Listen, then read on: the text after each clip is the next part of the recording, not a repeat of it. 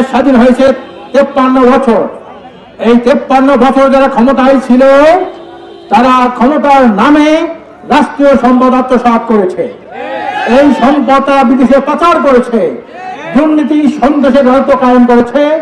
এইটাকে পরিবর্তন করে একটি সুখী সমৃদ্ধ কল্যাণ রাষ্ট্র প্রতিষ্ঠার লক্ষ্যে আমরা এই নির্বাচন যুদ্ধে নেমেছি। আমরা সারা দেশে সৎ এবং যোগ্য প্রার্থীদেরকে আমরা মনোনয়ন দান করেছি। তার এই অংশ হিসাবে আজকে ঢাকা 7 আসনের পীর সাহেব চরমোনাই মনোনীত ইসলামী আন্দোলন সমর্থিত এবং সকল ইসলামী দলের সমর্থিত প্রার্থী জনাব আলহাজ আব্দুর রহমান সাহেব। এবার মানুষ কেন ভোট দিবে আমাকে? ইসলামের পক্ষে আমরা ভোট চাই, একটি কল্যাণ রাষ্ট্র চাই। ভোটের আগে অনেকেই কিন্তু টুপি মাথায় দেয়, পরে ভোটের পরে কিন্তু পাস করলে আর টুপি মাথায় থাকে না। আমাদের মাথায় পাঞ্জাবি, আমাদের মাথায় টুপি থাকে সব সময়, আমাদের গায়ে লম্বা জামা থাকে। আমরা মানুষের খেদমত করতে চাই, আমরা এমপি মন্ত্রী হতে চাই না। আমরা এই এলাকাবাসীর সাধারণের খাদেম হয়ে খেদমত করতে চাই।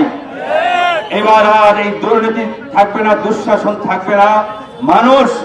মানুষের জনকল্যাণে একটি কল্যাণ রাষ্ট্র ইসলামী আন্দোলন বাংলাদেশ চাই। তাই পীর সাহেব চরমোনাইয়ের সালাম নিন, হাত পাখায় ভোট দিন, মানুষের খেদমত করার সুযোগ দিন। পীর সাহেব চরমোনাইকে আপনারা চেনেন।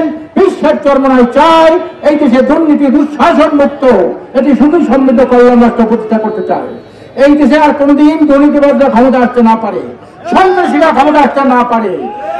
দুর্নীতিতে 5 বার বিশ্ব চ্যাম্পিয়ন করেছে, দুর্নীতিতে আর বিশ্ব চ্যাম্পিয়নেরা বানাইতে না পারে। একটা কার্যকরী সংসদ প্রতিষ্ঠার লক্ষ্যে আমরা জানেন শতভাগ মানুষের ভোটাধিকার প্রতিষ্ঠার জন্য আমরা পিয়ার পদ্ধতি নির্বাচন চাই। পিয়ার পদ্ধতি হলো 100% মানুষের ভোট নিশ্চিত হবে। আর বর্তমান যে পদ্ধতি 53 বছর চলছে তাতে কিন্তু শতভাগ জনমতের প্রতিফলন হয় না।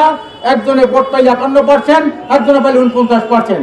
যে 51% পাইলো ওই পাস করলো, আর 49% যে ভোট পাইলো ওই ভোটটা পচা গেল। এই জন্য কোনো ভোট যাতে পচা না যায়, প্রতিটি মানুষের ভোটাধিকার প্রতিষ্ঠা হয়। এই জন্য আমরা পিয়ার চাই। এই পিয়ারের নামে দাবি আদায়ের জন্য আজকে সারা দেশে সমস্ত থানায় থানায় ইসলামী আন্দোলনের পক্ষ থেকে আজকের এই প্রোগ্রাম হচ্ছে।